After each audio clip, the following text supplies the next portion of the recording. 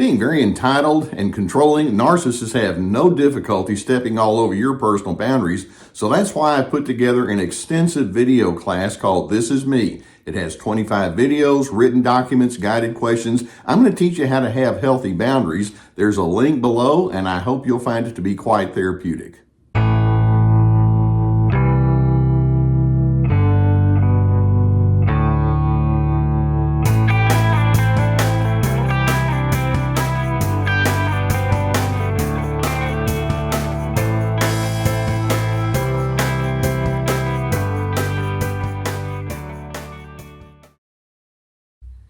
One of the marks of a healthy relationship is the ability to share humor and playfulness with one another. And sometimes you get into a mode where you're teasing each other. For example, I have multiple kids in my life, nieces, nephews, grandkids, etc. And if they want to play cards, I'll tell them, well, I'll play cards with you, but you understand you're playing for second place. It didn't go too well for you last time, and they'll laugh and I'll laugh, and then they'll beat me, and we have fun. When you're able to be playful with each other, it can actually create a bond. It can create a pleasant and friendly kind of atmosphere with one another, and it actually can be a sign of emotional intelligence, and it can create a sense of togetherness. Now, when you deal with narcissists, they might start out by being playful with you. They might start out with a little friendly teasing, but they can't contain themselves. They can't hold back their control. They can't hold back their need to be superior and their manipulation and their condescension. And eventually, when you're around narcissistic individuals, that teasing or that playfulness can very quickly turn caustic.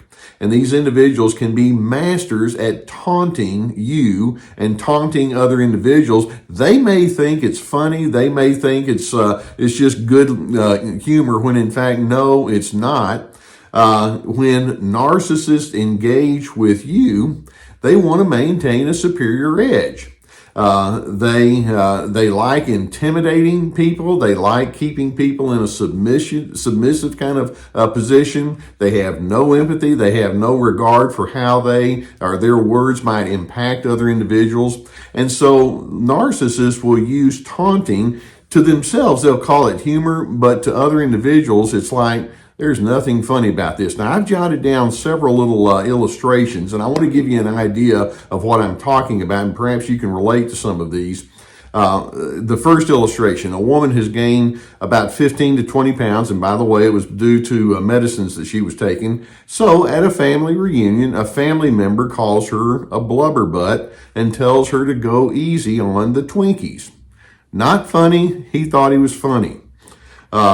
Two men, another illustration, two men disagree about politics. So one tells the other that only stupid people and bigots think like he does. And then he says, if you want to associate with the dumbasses of the world, knock yourself out, you'll fit right in. And he just goes away laughing and chuckling. Another illustration, a coworker disagrees with an associate's decision about managing a problem in front of several people. He says it's highly predictable that you'll go down in flames, and when you do, don't expect any sympathy from me. In fact, I hope your project fails miserably, starts laughing, and moves on. A marital partner says to the other, before we got married, I knew that you could be anxious, but no one warned me that you'd just be plain nuts. It's people like you that give anxiety a bad name. Do you get an idea of what I'm talking about? These people may think that they're teasing, but in fact, that's not teasing. That is taunting. Make no mistake, when people will taunt, it's a go-to strategy of a bully. It's a form of verbal abuse, and its sole purpose is to belittle and demean the person that's in front of them. When a person is taunting another individual, it's demotivating for the other individual. You tell it to the narcissist, and they're thinking, I didn't mean anything by it. Well, yes, you did. It's meant to diminish or even destroy a person's reputation, or certainly their goodwill in the moment. And furthermore, it implies that the taunter is quite willing to kick someone when they're in a down position.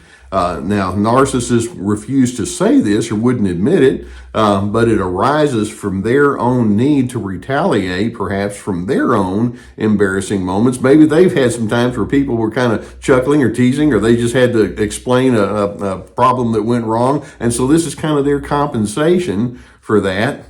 Sometimes it can be a form of passive aggressiveness. It's their way of trying to take a jab at other individuals.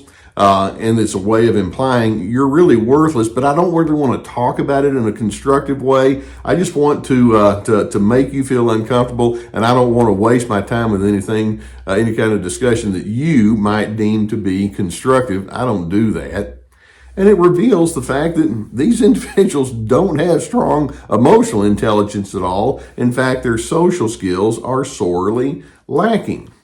Now, as I give these illustrations and I mention this to you, I know that so many of you have been on the receiving end of taunting remarks from that narcissistic individual. And I think it'd be interesting for you to ask the question, exactly what are these people trying to accomplish when they attempt to taunt you? And I'm going to go ahead and say up front, what they're trying to accomplish is the result of twisted logic. But I hinted at it, but one of the things they're wanting to accomplish is they're wanting to compensate for their own inner woundedness. You know, it's kind of a worn out phrase now, but hurt people. These individuals carry their own strain and difficulty and embarrassment on the inside, but somehow if they can make other individuals in their mind look worse, then that elevates them. It's like mission accomplished. I set out to do that, and boy, did I succeed. Or another thing that they think that they're accomplishing is they think it actually gives them social status. Go figure. But in their taunting, it can be their way of implying, hey, I'm a force to be reckoned with. And if you mess with me, I'll just find out where your weaknesses are, and I'll attack. Do you want to do that with me? And it's their way of trying to establish their dominance, their authority, their superiority. It doesn't work. It doesn't backfire because ultimately people just think, I don't want to be around this completely inappropriate person. Likewise, we can say that if what they're trying to accomplish is it takes the focus off of any of their humanness, their mistakes. You know, narcissists have a very short memory. They too are capable of having faults or misgivings or things that might be a little bit outside the box. But instead of thinking, you know, we all have our pluses and minuses, no, they just want to zero in on yours because it makes you forget theirs, at least in their way of thinking. It's an avoidant kind of communication style. And ultimately, when the narcissist is in a taunting mode, it lets them, at least in their mind, feel powerful. Of course, the implication is if they insist that they have to feel powerful, that's a compensation for the fear of being powerless. But of course, they don't see that kind of insight. They're not terribly insight-oriented with respect to that. So I know that when you are the recipient of that taunting, condescending, jeering, insulting kind of humor, if we can even call it that, from the narcissist, it's so tempting for you to come back in a real punch him in the face, right back at him. But I don't think we need to, exchange insult for insult. That's really not going to get you anywhere in a constructive kind of way. Do allow yourself to feel the discomfort that you feel, and you don't even have to cover it up. They're disgusting. You feel that. They hurt you. You feel that. You have a sense of dismay, like what's wrong? And so if that's what you feel, don't cover it up. Just let it be known that this is not something that I will take any kind of delight in. You don't have to laugh along with it, or you don't have to just go off and sulk. Let it be known. This is painful, and I don't want to be the recipient of that. Remind yourself also, as you're on the receiving end of this, when a person feels the need to taunt you in this way that I'm describing, it's definitely not about you. They want to make it about you. They want to make you feel uncomfortable, but again, keeping in mind it's part of their compensation mode. It's all about who they are. And if a person says, oh, you seem to be down here, let me kick you, what does that tell us about their capacity for love and goodness and decency? And obviously, you know the answer to that. Basically, whenever someone feels the need to taunt, they illustrate they don't know the essence of love. They're not drawing upon any particular personal piece of their own, and they're basically an exaggerated pessimist. They focus on things that are wrong. To them, that somehow is what you need to zero in on. So, that being the case, you are going to need to practice self-care. You don't have to be silent about your dislike for it. And if that person says something that you feel is rude, you can say, that was rude and I don't appreciate it. And they'll say, well, I was just joking. It's like, well, it wasn't a joke. It's okay to say that. And then in addition, if you're being requested perhaps to be in that taunting person's presence again, it might be that you need to go ahead and explain to whoever's around, I don't really want to spend time with that person. Let's say you're being invited to a family dinner and one of the family members was rude and insulting and taunting toward you. It's okay to say, I think I'll pass. The last time I was there, it didn't play out very well, and I don't want to expose myself. Perhaps over time, maybe I'll return. But in other words, you can set your boundary and determine, I don't have to just stick my face out there and say, here, slap it again. You don't need to do that.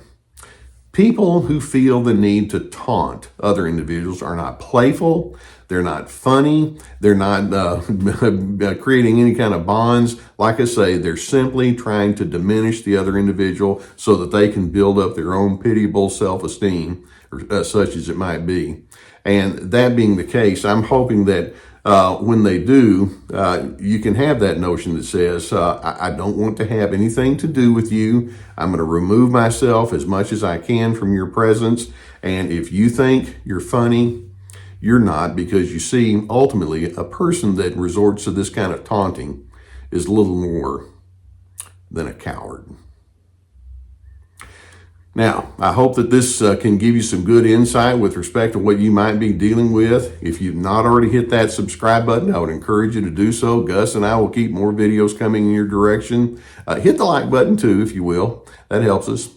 Also, if you have a need for therapy, and I know that many of you are trying to unpack some of the emotions that go along with issues related to the narcissist in your life, I'm so pleased that we're sponsored by the people at BetterHelp.com. There's a link below that will take you to their website so that you can seek out assistance from licensed professional therapists. If that's a need that you have, I would strongly encourage you to do so. Online therapy has become quite popular and accessible these days. In addition, I do have my therapeutic courses. It's like signing up for an online class, and each one of the courses has multiple videos with written documents, and then also guided questions. You can do it at your own pace. We have Ready, Set, Connect about making good connections. We talk about This Is Me, which is about having good boundaries. Another one is called Free to Be, about finding yourself despite the controllers. We have my webinars. We have our podcast. We have our website with many articles, and my books, many resources that you can avail yourself to.